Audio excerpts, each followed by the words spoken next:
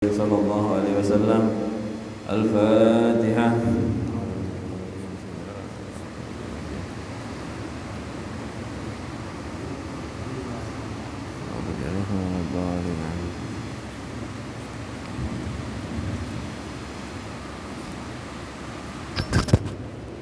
Bismillahirrahmanirrahim.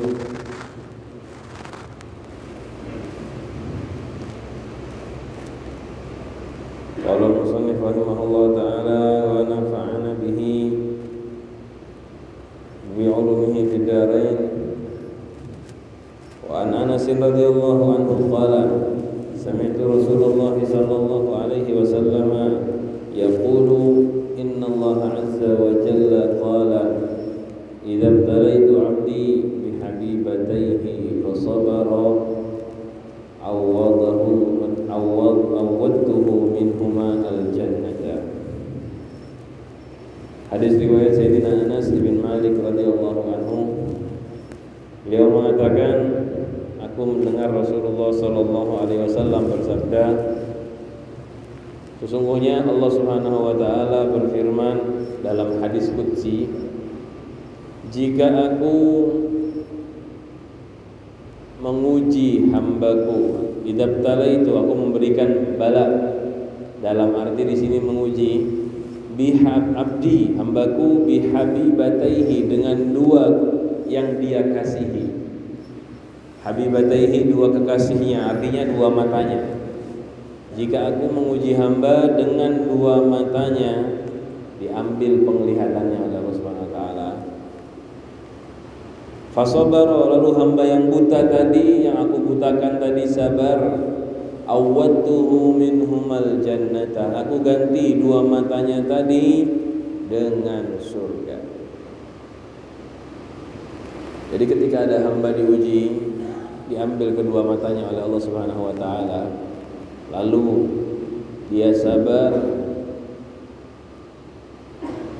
gantinya adalah surga. Dalam riwayat yang lain, idabtalaitu abdi bihabibataihi fasabara wahtasaba lam ardalahu thawaban dunal jannah.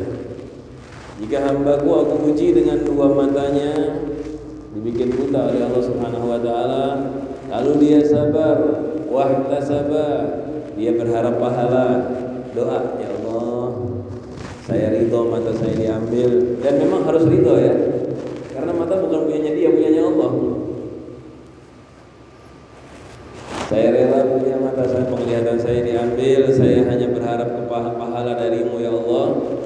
Allah mengatakan, aku tidak rela dia dapat pahala yang lebih kecil dari surga.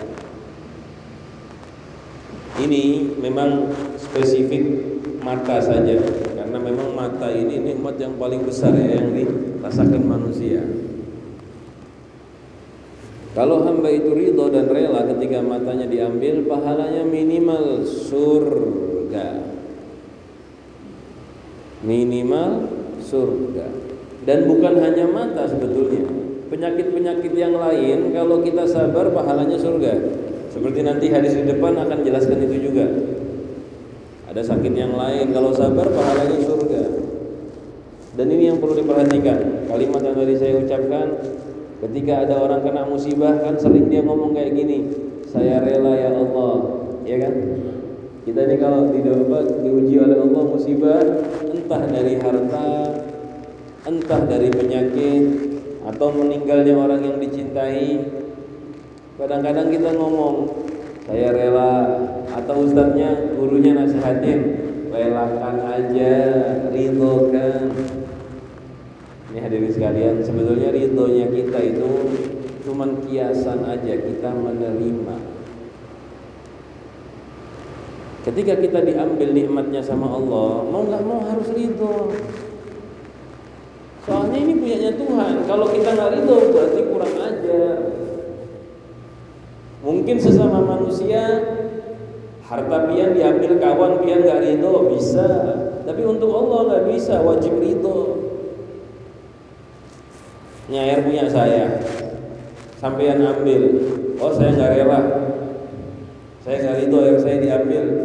Mungkin masih bisa, saya lebih berhak atas air ini daripada yang ngambil karena saya yang beli misal.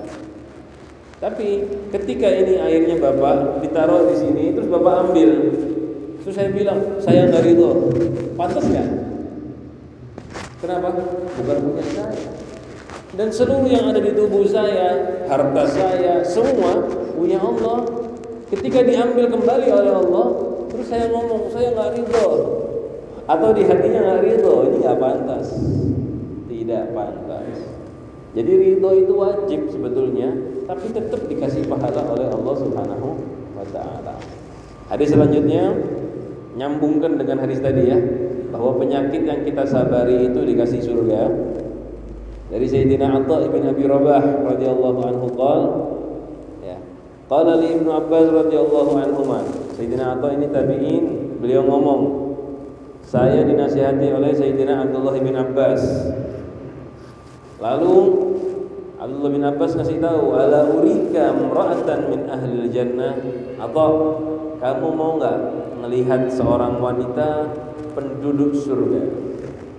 Ada perempuan penduduk surga. Ini ketahuilah ya, bukan berarti mau dikasih lihat wajah atau enggak, cuman ngasih tahu ini orangnya gitu loh. Bukan disuruh melihat di perempuannya, bukan. Cuman ngasih tahu ada ini loh, perempuan ini penduduk surga. Faqultu bala.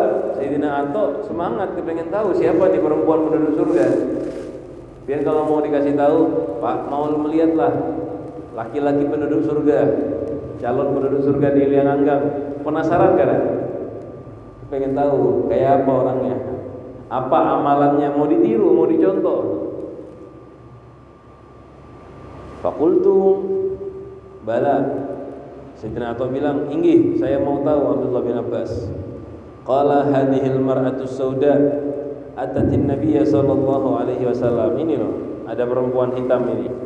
Perempuan hitam ini datang kepada Rasulullah sallallahu alaihi wasallam. Jadi ada wanita mendatangi Nabi kita Muhammad sallallahu alaihi wasallam, namanya Su'airah Al-Asadiyah dari Bani Asad. Su'airah datang kepada Rasulullah SAW lalu ngomong kepada Rasulullah, ya Rasulullah, inni asra',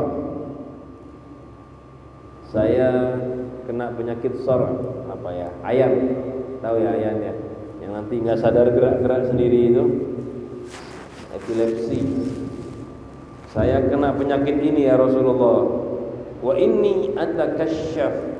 Kalau penyakit kumat kan dia gerak dengan sendirinya badan. Kadang-kadang aurat saya sampai kebuka ya Rasulullah. Dulu baju gak kayak kita ya, rapi, jahitan, aman. Waktu itu gak seperti itu. Sekarang aja kalau mumet kancing bisa terbuka kan. Jadi kadang-kadang terbuka ya Rasulullah baju saya. Fad'ullah ta'ala li, tolong doakan, mintakan sama Allah biar sembuh. Apa jawaban Rasulullah? In syi'ti sabarti walakil jannah wa in syi'ti da'autullaha ta'ala an yu'afiyaki. Ibarat kata bahasa kita ya, Bu, kalau pian mau, pian sabar, pahalanya surga. Tapi kalau pian mau, ulun doakan, ulun mintakan sama Allah, mudah-mudahan pian disembuhkan. Dikasih pilihan sama Rasulullah, mau sabar surga atau tetap mau didoakan nanti Allah sembuhkan pian. Apa jawaban perempuan tadi? Faqalat asbiru.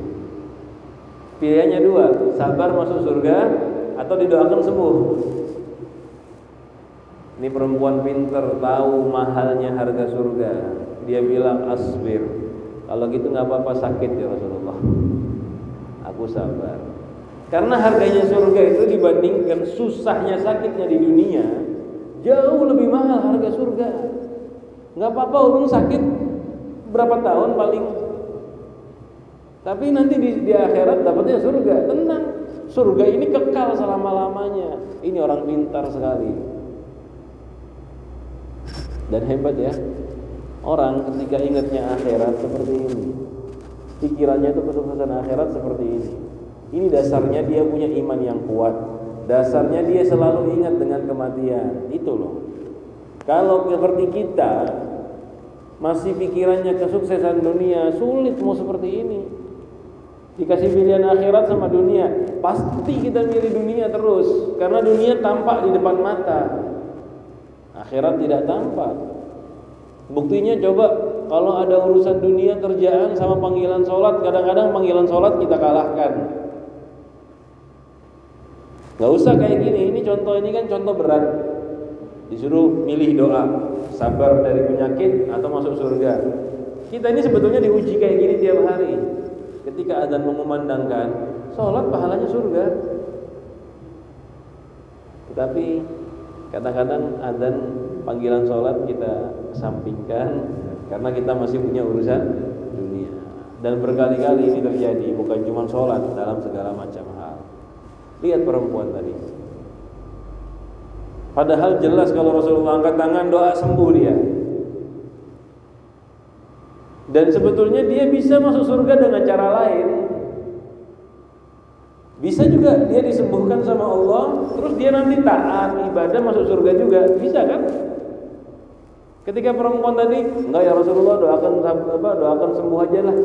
Ulun surganya usaha seperti orang lain, seperti orang biasa. Bisa kan? Kita aja bisa masuk surga, apalagi di beliau sahabat. Walaupun gak dapat doa khusus, bisa aja masuk surga. Ada cara lain, ya caranya agak berat Pak. Sabar dari maksiat, sabar ngerjakan taat. Tapi perempuan tadi mikir, belum tentu saya bisa taat dengan benar sampai mati. Belum tentu saya aman dari ini dan itu. Pilihannya kan 3 nih. Sabar dari penyakit, surga. Atau dia nggak sabar dari penyakit, tinggal 2 berarti dia harus sabar taat sama sabar meninggalkan maksiat. Lebih berat ini 2 ini. Sabar mengerjakan taat, sabar meninggalkan maksiat lebih berat daripada sabar atas penyakit. Perempuan ini ketika dia ada sabar dari penyakit, surga. Atau kalau dia nggak sabar dari penyakit, artinya didoakan sama Rasulullah sampai sembuh, bisa masih masuk surga dengan 2 hal, sabar dari maksiat, sabar mengerjakan taat. Nah, sabar maksiat, sabar mengerjakan taat ini susah, nggak gampang.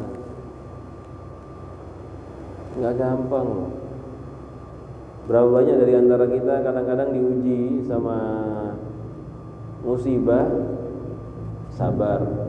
Tapi kalau ujiannya maksiat, ada yang sabar? Susah. Teman ngajak ghibah itu ujian, harus sabar kita. Dan kita gagal, sering gagal. Ketika ada orang ngajak ghibah, kita sering terbawa ikut maksiat tersebut. Jangankan cuma ikut, kadang-kadang kita yang memulainya. Entah kita yang ngajakin ghibah, kita yang ngomong, atau kita nanya orang lain kepengen dengarkan ghibah. Naudzubillah. Aku sabar ya Rasulullah, kata Su'airah tadi mengatakan, aku sabar aja ya Rasulullah, yang penting masuk surga. Wa inni atakasyaf, tapi tetap ngomong, ya Rasulullah, terus gimana? Saya ini sekarang sakitnya nggak apa-apa, sabar.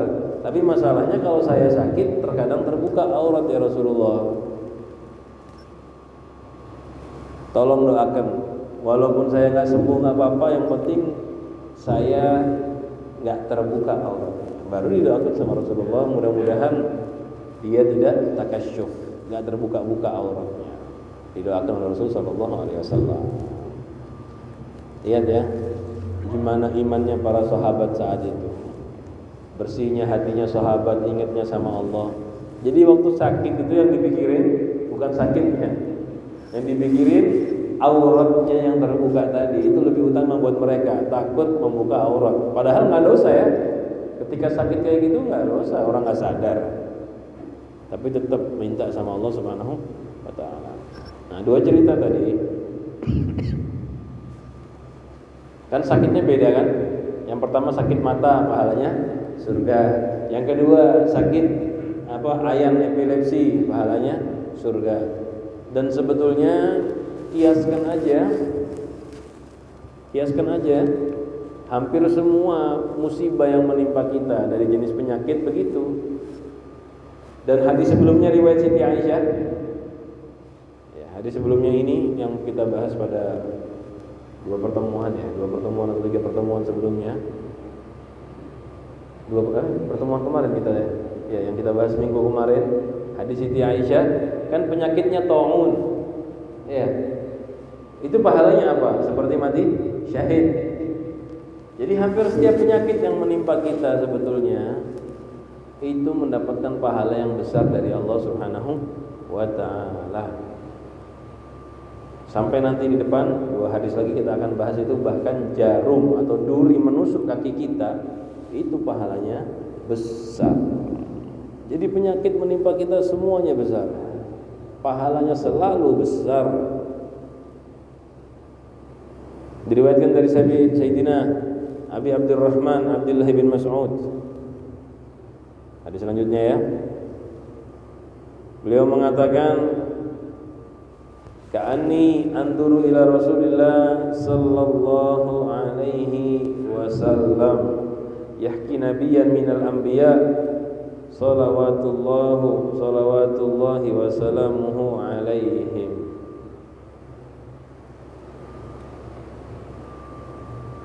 Aku dulu melihat Rasulullah sallallahu alaihi wasallam bercerita.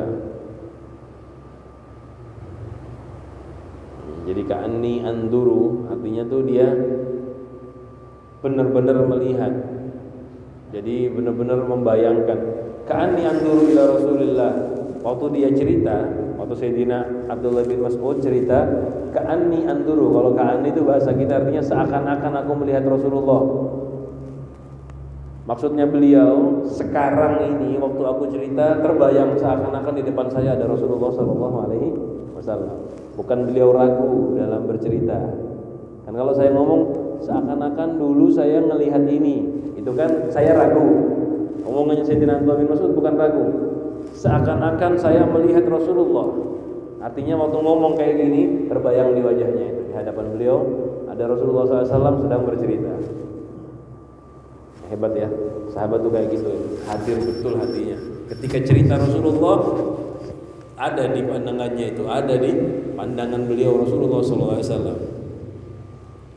Cerita tentang seorang nabi dari Bani Israel.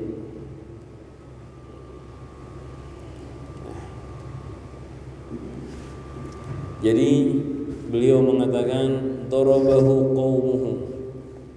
Nabi tadi dipukuli kaumnya. Wa admauhu fa admauhu. Lalu Nabi tadi dibuat luka oleh kaumnya. Wa huwa yamsahu dama an wajhihi. Nabi tadi mengusap darah dari wajahnya. Yaqulu, Nabi tadi mengucapkan, Allahumma ighfir li qaumi fa innahum la ya'lamun. Ya Allah, ampuni kaumku, mereka tidak tahu, karena sesungguhnya mereka tidak tahu.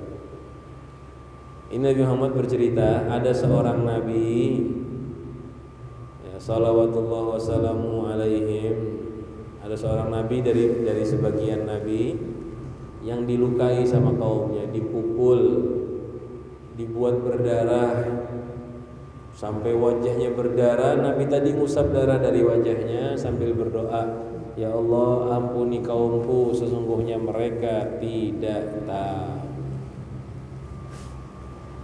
Ini cerita sebetulnya tentang keadaannya Nabi Muhammad SAW sendiri. Ini bukan nabi yang lain ya.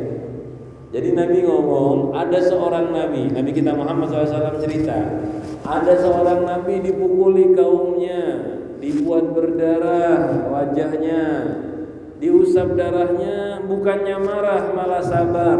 doakan kaumnya agar diampuni oleh Allah. Ini kejadian ini diceritakan sama ulama.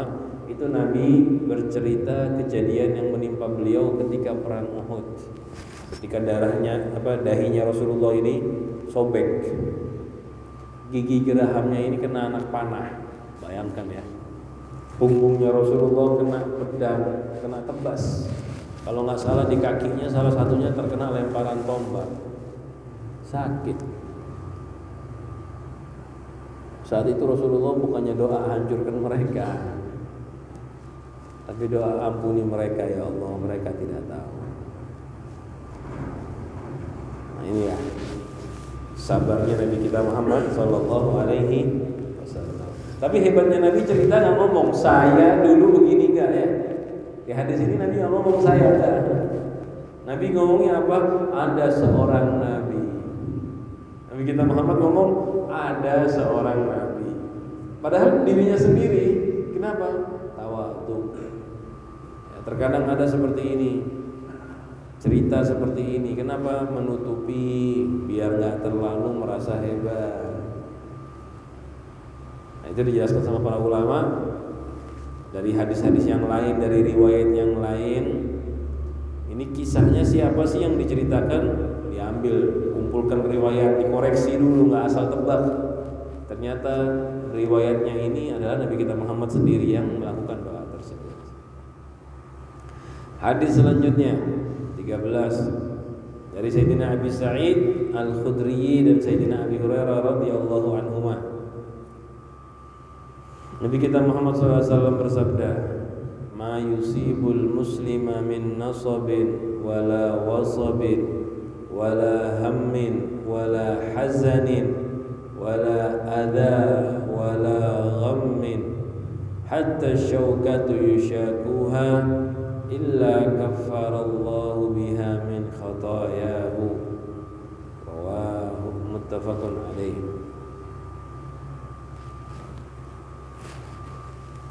Tidaklah ada sesuatu yang menimpa orang muslim min nasabin. Kita semua ini ya, walaupun orangnya awam, tidaklah ada yang menimpa muslim. Pertama, nasabin, keletihan, capek, lelah.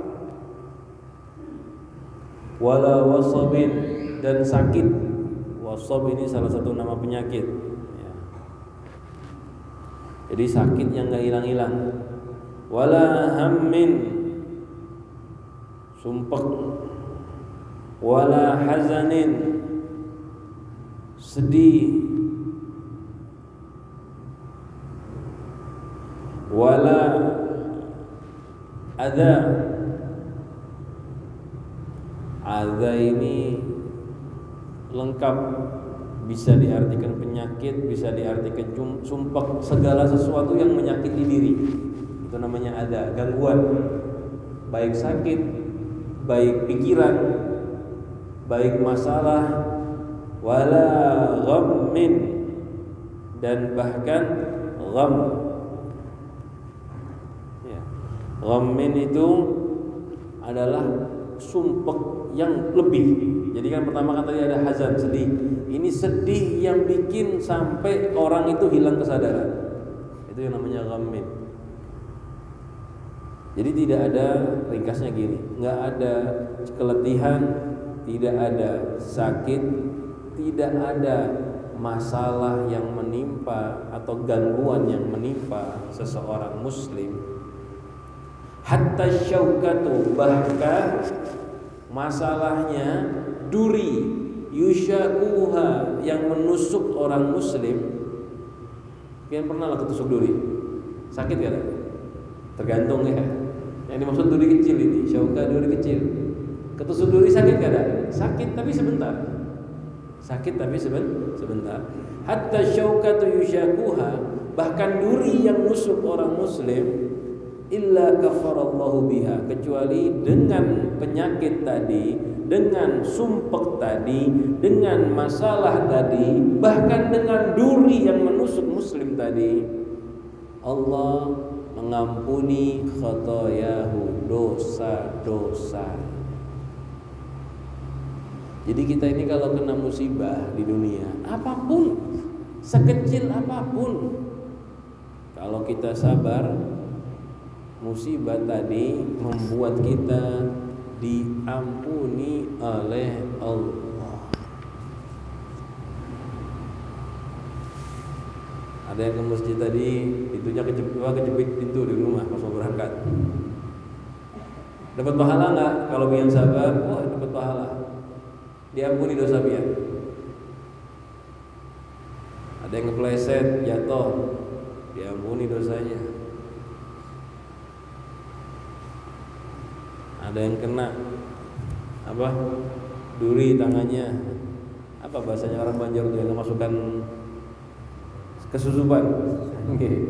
Kesusupan itu kan wajar, dari dulu kita sering kena itu kita dapat pahala, diampuni dosa kita ketika kena kesusupan kecil. Enak ya kita ya, banyak banget. Ini hanya umat Rasulullah yang seperti ini. Ini sayangnya Allah kepada kita karena kita umatnya Nabi kita Muhammad sallallahu alaihi wasallam. Kesusupan aja diampuni dosa, bayangkan. Apalagi yang kena stroke. Tapi syaratnya satu, sabar. Kalau nggak sabar, nggak dapat itu pahala. Kalau nggak sabar, nggak dapat pengampunan dosa. Sekecil apapun, jalan terinjak kakinya sama teman, dapat pahala, diampuni dosanya sama Allah. Naik kendaraan kelilipan, diampuni dosanya oleh Allah Subhanahu wa Ta'ala.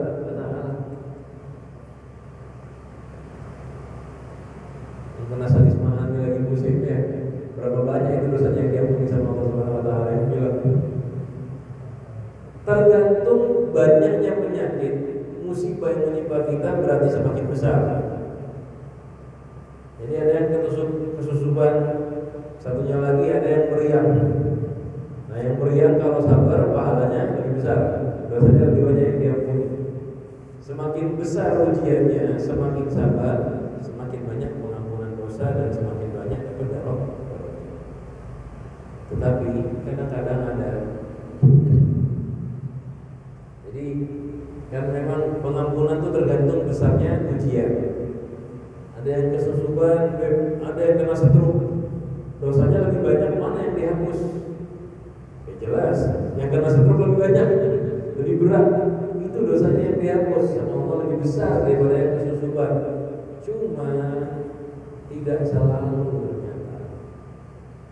Terkadang ada yang kesusupan mengalahkan pahalanya, mengalahkan yang kena penyakit berat. Ada yang kena kanker, satunya kesusupan. Yang kesusupan lebih banyak dapat pahala daripada yang kena kanker. Kenapa? Penerimaan hatinya. Waktu kena kesusupan, dia lihat durinya sambil tafakkur. Ini duri kecil ini yang berat dan masuk ke kaki saya adalah Allah. Subhanallah. Saya sabar ya Allah. Dan yang kecil ini tanda Engkau ingin sama saya. Jadi bukan cuma sabar, tapi merasa nikmat karena diingat sama Allah. Ada orang karena kesusupan sabar, wajar. Dia bukan cuma sabar, dia bersyukur. Alhamdulillah, ini mudah-mudahan tanda Allah sayang sama saya, ingat sama saya, mau menghapus dosa saya. Jadi kita sakit, walaupun kecil malah bersyukur. Alhamdulillah. Ini kayak apa ini? Ini pahalanya besar. Pahalanya besar. Kalah orang-orang yang cuma sekedar sabar, sama yang kayak gini kena penyakit malah syukur. Gimana ini? Yang syukur ini lebih besar pahalanya. Walaupun kadang-kadang penyakitnya lebih tinggi yang sabar, tapi yang syukur lebih hebat. Saya jelaskan ya. Biar nggak salah paham nanti. Oh berarti kalau sakit alhamdulillah tambah ya Allah, jangan. Kan orang bersyukur kan minta tambah. Bukan itu maksudnya.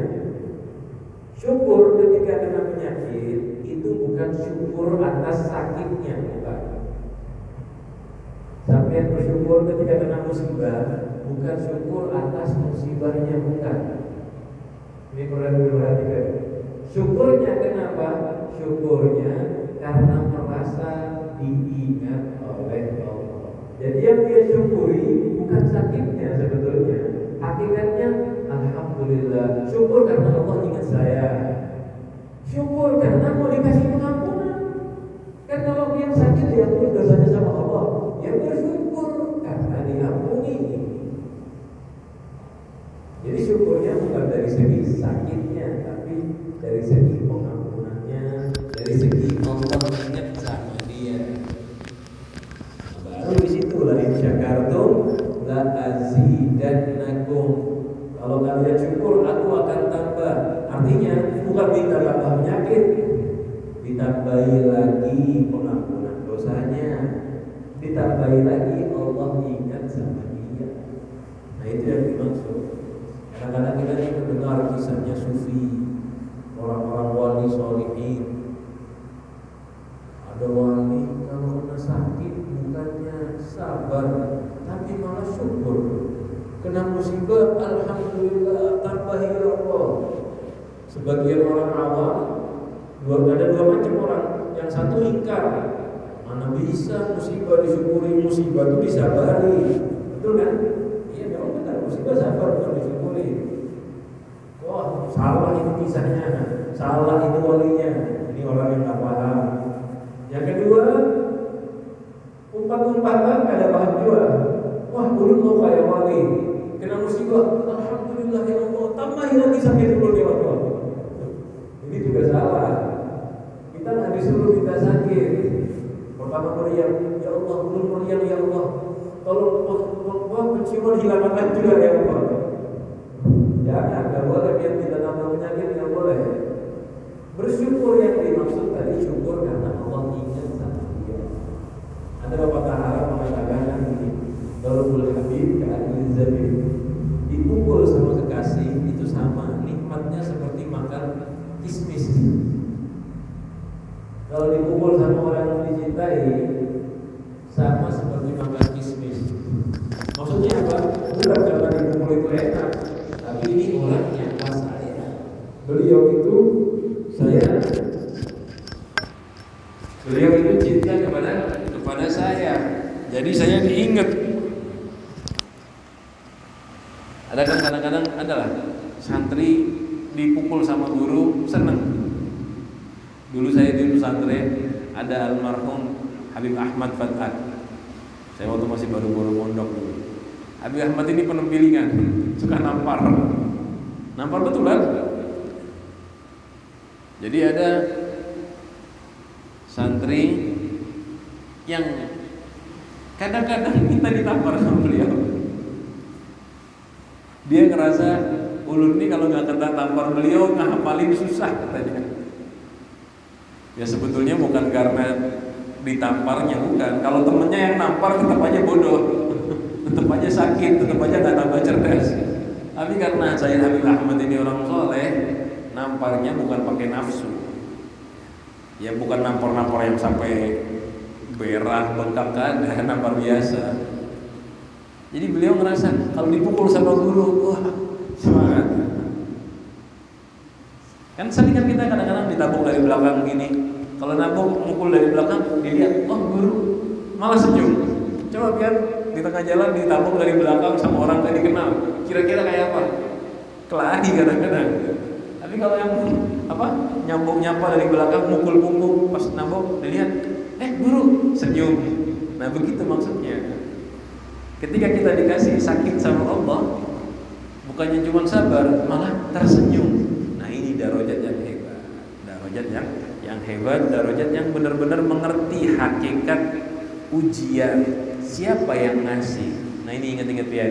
Ketika kena musibah, ingat siapa yang mengasih, yang memberi siapa? Allah. Saat itu terasa lezat. Saat itu ujian bukan cuma disabarin, tapi terasa nikmat dan disyukuri.